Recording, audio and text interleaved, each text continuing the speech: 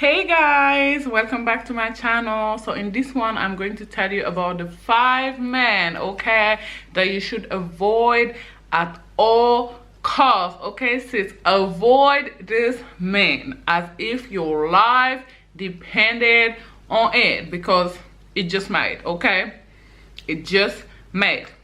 Now the number type of men that you want to avoid is men who are still caught up on their ex. Okay, I remember there was a time I met this man and we were talking on one of our very first phone calls, he told me about his ex and how she was batshit crazy and how she just woke up one morning and broke up with him, and I should have known. Okay, I should have called it quit at that moment and say bye-bye with your guy. Now I didn't do that and I suffered the consequences. Okay, I soon discovered why she left, and trust and believe she was not batshit crazy. Okay, if you keep entertaining that guy, soon you are going to be that woman. Okay, he's going to be talking about you to the next woman saying how you're crazy, because here's the thing, you know, 9 times out of 10, you know, either he's still, you know, in his feels about the breakup, he's still into her, in which case, you know, he's not looking for anything serious with you should move on, or, you know, there is actually, you know, serious flaws in him that, you know, the ex saw and broke up with him. Either way,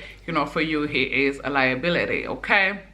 And also, like, I don't understand men who, or human beings in general, men, women, people who get out of relationships and have a lot of negative things to say about the person they were with, right? Yet they have nothing like that they feel they could have done differently. Because here's the thing, to me, there's no 100-0. Okay, in any friendship relationship that ends, you know, it's never ever the fault entirely of one person. Now I get it, you know, some situations are going to be 70-30, some situations are going to be 80-20, but there is always something that you could have done, you know, in order to alleviate that, or, you know, change the situation, unless we are talking about physical abuse and stuff. That's a different thing, but you get my point. You know, I am wary of people who get out of relationships and can't take like any accountability about at least one thing that they could have done differently, that they could have done better. For me, this shows a lack of self-awareness, which is always iffy to me. So men who are caught up on their exes, and I guess, you know, the second type of men kind of tied into the first type is men who are antidaddies to, you know, the children that they have with another woman. I will never get it, okay, for the life of me, why women believe that men who are not able, you know, to be fathers, you know, present fathers and loving fathers to the children that they already have with another woman, like, why do you believe that your fate, your future is going to be any different? Like, I do not get it. Like, Summer Walker and countless other women had to learn the hard way. Okay, ancient men are ancient men. Okay, I know that you believe you got the honey pot and, you know, your fate is going to be different. It's not. Okay, men who are not in the habit of taking care of their responsibilities are not. Okay, he is not going to be any different with your old babies, you know. I mean, unless y'all are together, but the day y'all separate, he's gonna do the same thing he did to her or his 2 other baby moms, because that's who he is. Okay, that's in his genes, that's his DNA. So, you know, stay away from Antidaddies, stay away from men who are not taking care of, you know, the children that they have with other women, because that is soon going to be your fate. Okay. Now the third group of men that you want to stay away from is insecure men. Okay, men who are insecure, men who have low self-esteem, men who have confidence problems are men that you want to stay away from.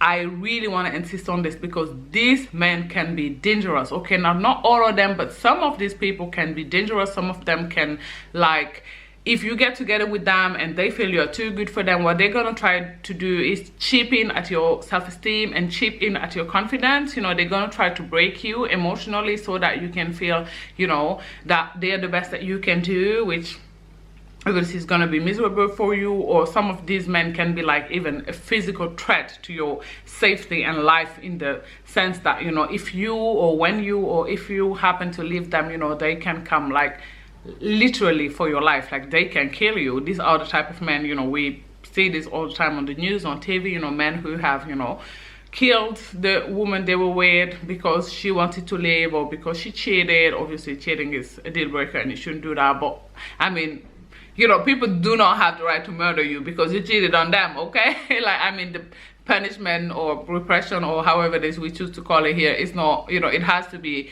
you know, measured to the offense. Okay, you don't get to kill people because they cheated on you. Like, hello, like, where are we here? Okay, like, so insecure men that have low self-esteem are men you want to stay away from. Now, the fourth group of men that you want to stay away from is men who are very, very patriarchal, men who do not see women as equal, men who, you know, are very patronizing. I feel like, you know, this type of men are, you know, living with them, being with them, it's just not, they feel like you have to have a very traditional role, that you have to do certain things, you know, by fire, by force, even though you don't feel like it.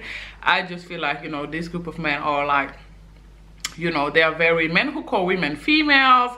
These are the Kevin Samuel watchers. Okay, I just feel like, you know, I mean, some women who, you know, are very, I guess, by nature submissive, perhaps can deal with this type of men. But I know that, you know, if you're alpha type woman like me, who have a very strong personality, who is very opinionated, as you should be, you know, who have a mind of your own, and who is not necessarily, you know, the most, I mean, submissive person, then you are going to have a hard time, you know, getting together with this man. Now, I guess they are not a red flag per se, but I personally, I don't recommend. I don't think that, you know, some of them, in my opinion, can say stuff, especially if you're going to have daughters with them, that can be very cringe. These are the men like, you know, T.I., who take their daughters to gynecologists to check if they're still, you know, virgins. Like, even though he's a notorious cheater, like, you guys, you can't make this up, okay? You cannot make this up, okay? Now, the fifth type of men that you want to stay from is the commitment fob, okay? These are men who, now, I happen to believe that if a man doesn't want to commit within 8 weeks, you know, if he's not talking about commitment within 8 weeks, you want to go, okay? He's trying to waste your time. If he tell you, and I feel I have to say this sometimes here, I feel women sometimes do waste their own time, because if a man tell you, you know, he doesn't really know what you're looking for, and you do know what you're looking for a relationship, or you're dating for marriage, then what are you still doing there, right? So many women feel like they can, if they hang around, they can like change his mind or stuff. No, ma'am, it's not happening, okay? He told you his truth, okay? I actually do respect men who say, you know, at the moment, I do not feel like I'm looking for anything serious, because he announced the colors. So if you decide to stick around and feel like, you know, by sleeping with him and, you know, playing wifey, he's gonna change his mind, well, that's your choice. But I say stay away from men like this. You know, if a man, you know, is 40 and have never like committed to anyone, never been married, doesn't have children, I understand that, you know, everyone is not, you know, everyone is not for that, and some people know it's not for them. But in general, I'd venture to say something is wrong with men who are 40 and have never been in serious long relationships. I feel like, you know, these are people who fear commitment for whatever reason. These are people who have issues.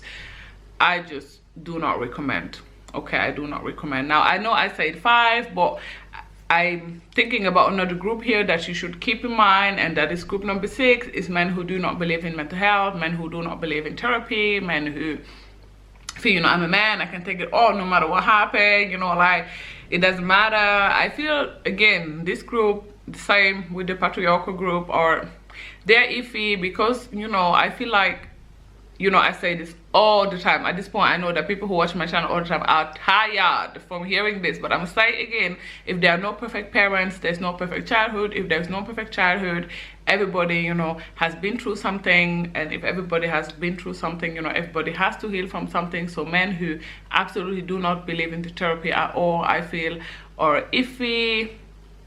I don't know about that. You know, again, I know I said 5, but I'd say group number 7 is men who did not have their father in their life. Again, I'm going to exercise some caution and say not all of them, but unfortunately we know that the father wound is very serious, especially for men, because this is the person who was supposed to model fatherhood for them, you know, model manhood for them. So I feel this men kind of struggle in order to be like really providers and protectors. It's not always the case. Obviously, this is going to be, you know, a 50-50 or 60-40 thing, but be wary of men who did not have their dad into their lives, and try to, you know, find out what is the relationship that they do have with their moms, because, you know, men who actually have a bad relationship with their mom, and I guess this is group number 8, are not necessarily men that you want to get involved with. These are men who from a very, you know, early childhood have had, I guess, a bad view, a bad vision of women, you know, through their mom. And usually these are things that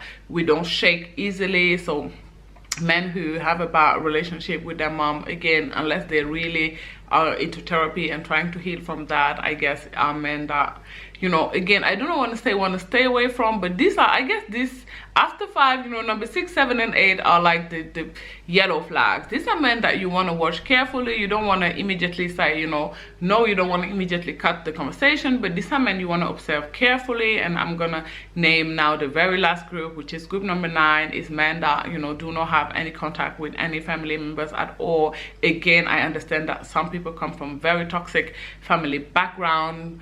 I myself, you know, I could include myself in that group actually, but I feel like not having contact with any family members, you know, not even cousins, I feel that is kind of iffy. So I feel like unless, you know, they can give you tangible, you know, example of why it is they had to cut all their family off, you know, maybe they come from extremely toxic family and all of their families were abusers and they had to go away from their own mental health, I guess in this case, of course, you could proceed. But I would say, you know, people who are, you know, away from all of their family, usually, you know, I mean, if you have a problem with everyone, I tend to say then you are the problem, right? I can say, for example, I know that I have a problem with some of my family members. I do not talk with some of them, but I'm in a very good term with others, you know, so I can't like say all of my family is toxic and all of them are problematic and I hate them all. I feel men like this or people like this in general can be problematic, but again, these are yellow flags, these are not red flags. So it will be like pa ka, like French people say, you know, each person case is going to be different, but just, you know, just raise an eyebrow, okay? If people say stuff like this, just try to dig a little bit deeper in order to, you know what actually happened, even though finding out stuff like that can be very, very difficult. Now, if you made it to the end of this video, I am grateful and appreciative of you. Please do not forget to like, okay? Comment, let me know in the comment section down below, you know, how is dating going for you, okay? Subscribe to my channel. I upload videos, you know, every day on YouTube, funny videos, entertaining videos, you know, where someone could grab some value, I guess, like this one. I certainly do hope that you found it valuable, and I will talk to you guys as I always do tomorrow. Bye guys. Mwah.